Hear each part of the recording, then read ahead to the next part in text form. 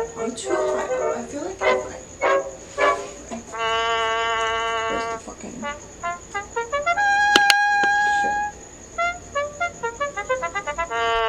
I have started to have curiosity, and not just curiosity, like an actual appreciation towards poetry lately. But not just poetry, but tragedy. But what exactly is poetry? The literal description of poetry is a literary work which special intensity is given to the expression of feelings and ideas by the use of distinctive styles and rhythm.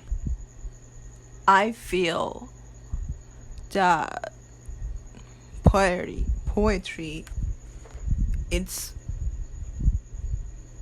for me, poetry is the only literal thing that can give feelings a voice, at least in my opinion. I think it's the only piece of literature that can really express emotions in a verbal way, or at least capture the actual essence of a feeling. So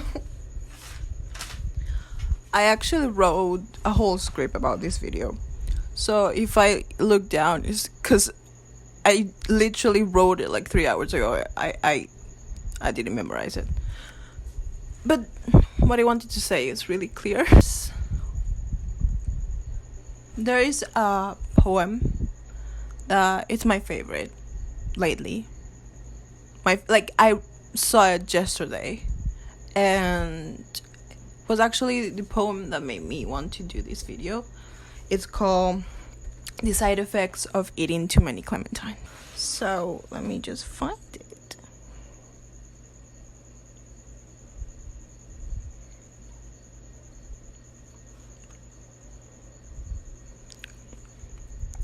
The Side Effects of Eating Too Many Clementines by Alicia D. Caesar.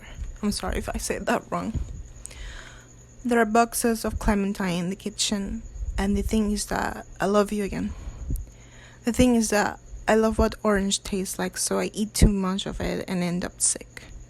Last year, I brought up a question about mending after loss, and all orange could bring was eye pains and stomach aches. But now, the only pain left is left in the rinds, and there are plenty of ways to remove it from the heart. I won't do it though. Instead, I will mug the break with more breaking and eat all the clementines again. I only say again because I don't know how to say I never stopped. I saw this yesterday and got me thinking. Actually, it was like 2 a.m, and I was reading a lot of poetry before going to sleep, and which that gave me nightmares. I don't know why, but I was reading poetry to go to sleep, and that got me thinking to the second point of this video. The beauty of sadness. I am not an expert at all about anything of what I'm saying. I might be in the wrong, and I might not be professional in anything I'm saying, but I do love art. I'm a really highly sensitive person. I've always been. I have feel emotions stronger than the normal people, which now at my 20 years of living I have actually started to love. I love myself and I love my personality, but it's true that highly sensitive persons have a really rough childhood and life if you don't really get to terms with it. But now I'm able to love my personality, and I think it's the most beautiful personality ever, in my opinion. One of the things I realized is that I actually love to cry. But I don't really think you have to be a highly sensitive person to relate to this. But the question is, why? Why does human enjoy this feeling? Why are we so happy about it? Through research, a lot of studies have questioned why throughout history, especially poetics and aesthetic philosophers and poet people enjoy and appreciate the feeling of sadness.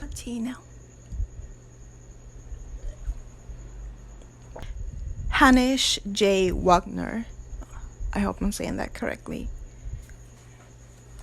and the pleasure of being moved in an aesthetic experience suggests that the overall positive feeling of being moved can be understood as a cause of the pleasure associated with negative emotions expressed in or elicited in sadly movies. Mediator emotion that have the power to integrate feelings of sadness into a pleasurable emotional trajectory that ends in nostalgia, tenderness, and like peacefulness and relaxation, which I find very interesting, to say the least. The empathic feeling of sadness and tragedy expressed in a filter of art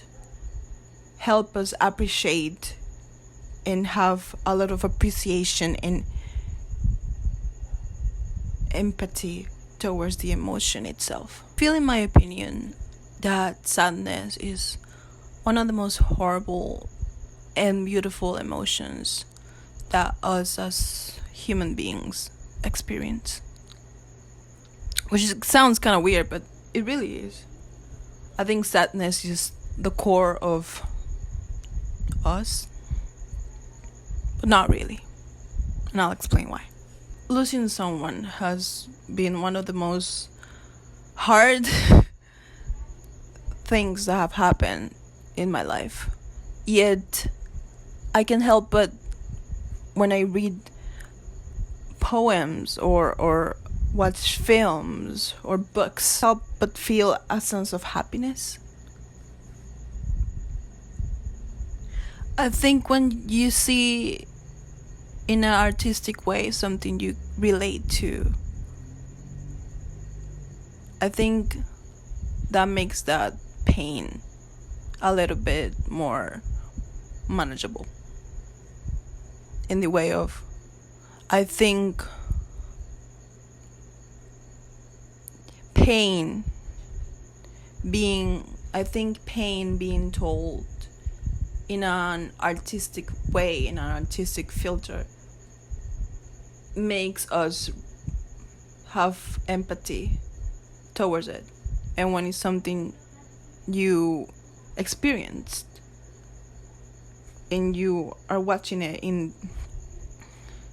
this artistic way of communication, doesn't matter if it's poems or films or whatever, it makes that pain less painful. Can you hear the crickets? I want to talk about Apollo, which now this relates to my third point. Apollo and immortality. I'm going to talk a little bit about Greek mythology. I've always loved Greek mythology. I actually studied Greek mythology for a while. And one of my favorite gods are Apollo, Artemis, and Hephaestus. But today I want to focus on Apollo. Apollo is one of the gods that have suffered a lot, in my opinion. The most, and in love-wise. And other parts too. But I think Apollo knows very well, very personally, tragedy. Every single lover that Apollo have had has either died or left. One of the lovers that have impacted me the most that Apollo have had and lost has been Hyannis, Hyacinthus. I'm pretty sure I'm saying that wrong. Camera on focus. If you don't know the story about Apollo and Hyacinth, I will be saying it to you. The hyacinth take its name and meaning from Greek mythology. Hyacinthus, a beautiful young man, was beloved by Apollo. During a game of discus throwing, Apollo discus was knocked from its course by a jealous Cypherus, striking Hyacinthus and killing him. Hyacinth's flowers were said to have grown from the blood that fell from his head wound as Apollo begged his forgiveness. I just feel that Apollo is one of the gods that know this feeling of suffering and tragedy. He's immortal, which I feel makes this feeling a little bit worse.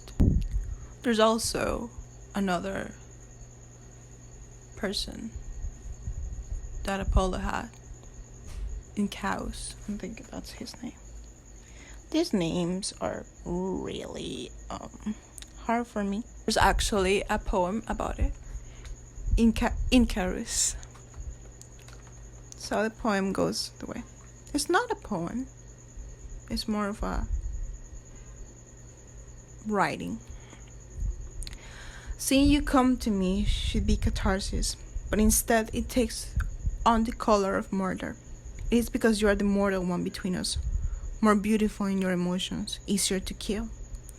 All that energy inside you as quickly perishable as the entire lifespan of a butterfly. Maybe this was why I wanted you. I had grown cold with responsibilities for the sun. Destruction was not what I intended for you, but this is what happens to all who follows in my wake. Ask the sunflower who she used to be. She will tell you she was the mortal who fell in love with me. This was the difference between Incor and Iron. The universe made you closer to itself than us. The water would take better care of you than me. Let me melt you wings, and you belong to the sea. Now a stillness neither of us knew before. Now a softness no one can answer for. The tragedy is the most honest type of art. I'm not saying other arts and happier arts are not honest. I'm just saying there's a specific emotion a sad artistic thing can make us feel. Which that makes me go to the fourth point. The Idol. In The Idol, they have this really horrible scene. I did not watch The Idol, by the way. That's a type of art that is empty, in my opinion. And we should not aspire to be like it. There's a specific scene in The Idol. I watched commentary channels about The Idol, so I know about these. That it was like, oh, that Tedros doesn't let us say no, because if we say no, we miss an artistic experience or something like that. I think that's horrible, and that's just not art. They also say how this one singer wrote this amazing song because he lost his son, and if he wouldn't have lost his son, we wouldn't have this piece of art. I think saying it's good to suffer because I think saying that it's good to suffer because you can make art out of it is really responsible. First of all, tragedy art and just art in general is good because it's real. So I feel like putting yourself in danger just to say that, so you have like good art material, so you're gonna put yourself into a suffering situation so you have a good material like art.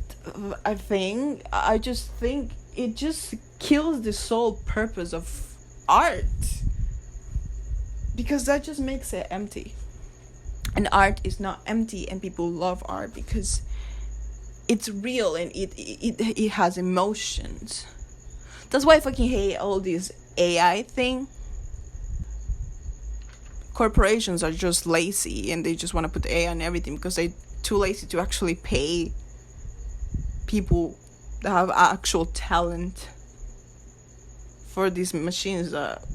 They just recopilate the talent of everybody and just put it in one. That's literally like plagiarism, in my opinion. I would say allegedly, but it's not really allegedly, but allegedly. It's bad, and I just hope we can abolish that. Laziness doesn't bring real art. It's just more mediocre shit. A machine just recompile information fast. It's not the same. So, yeah.